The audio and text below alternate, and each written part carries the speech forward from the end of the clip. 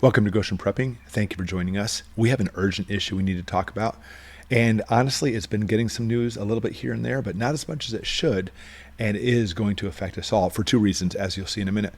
And we're talking about the conflict, the war going on between Russia and Ukraine. And the Russians actually blew up the Cookbook Dam.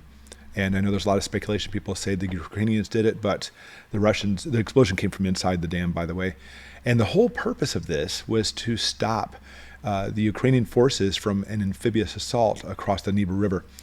You can see the dam location here, and this entire reservoir is draining quickly. In fact, we're actually looking at about 80% of it is already drained.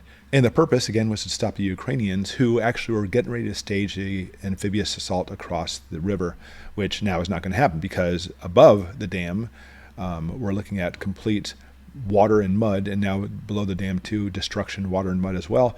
And the dam itself was actually a bridge, which is now gone. So they've successfully stopped that from happening. But that's not what we need to talk about.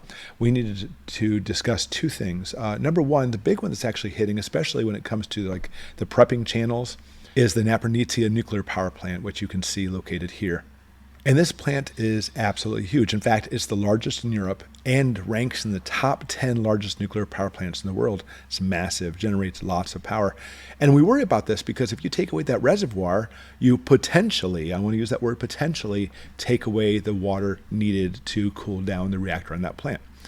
Now, if the reactor is going, you can actually see in this reservoir, this is called the cooling reservoir, it actually takes the water from here to cool off the reactor.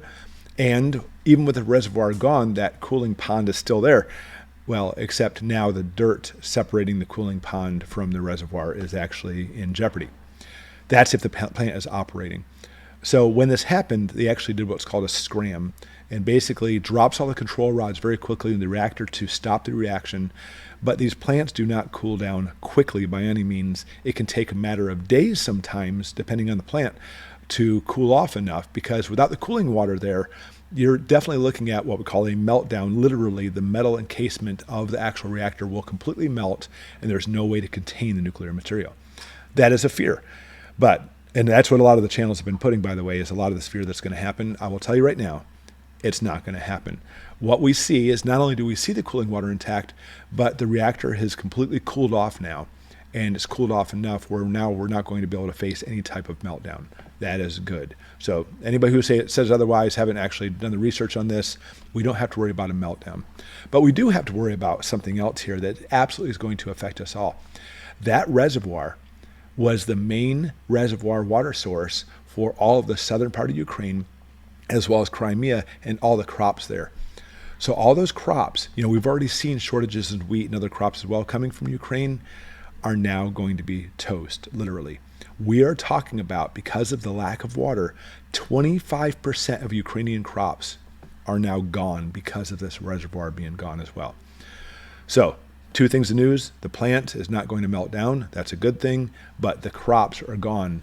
They're going to be gone, 25% of them. So definitely see an even more increase in price of things like wheat, for example. We saw this last year. In addition, shortages coming your way. So prepare now. If you're able to if you actually depend on wheat and eat a lot of wheat, it's probably time to go ahead and stock up on some. And like, for example, we like to use Azure Standard, which you actually look in the description below. You can click on it and actually have it delivered. But try to do whatever you can to get the wheat if you do utilize wheat, because we're actually going to see shortages because of this whole situation. Thank you for watching.